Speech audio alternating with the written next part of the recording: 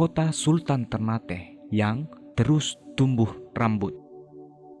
Mahkota adalah simbol tradisional dalam tutup kepala yang dikenakan oleh raja, dan mahkota merupakan lambang kekuasaan, legitimasi, keabadian, kejayaan, kemakmuran, dan kehidupan setelah kematian bagi pemakainya.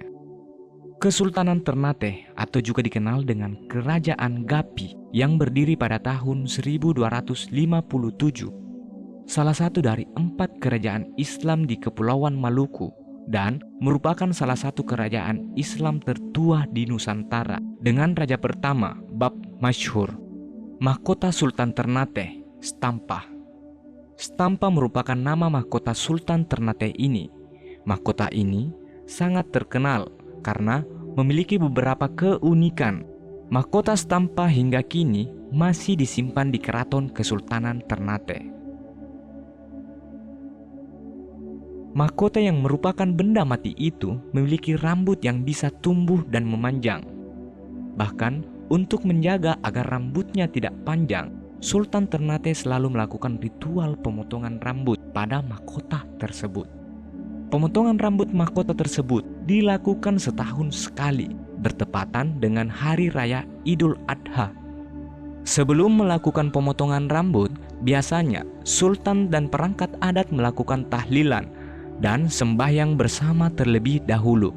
Namun untuk pemotongan rambutnya tidak ada benda pusaka atau alat khusus, mereka hanya menggunakan gunting biasa.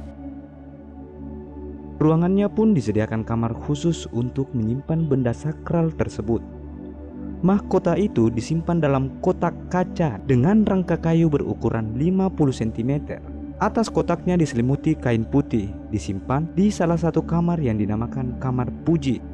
Kamar Puji pun memiliki juru kunci untuk menjaganya. Tak semua orang boleh masuk, hanya sultan dan satu penjaga kamar itu saja yang boleh.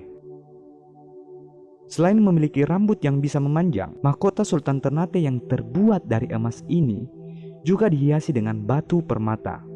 Mahkota itu dihiasi oleh kurang lebih 113 batu permata. Batu permata itu antara lain safir, intan, berlian, samrud, dan batu-batu dari seluruh penjuru dunia.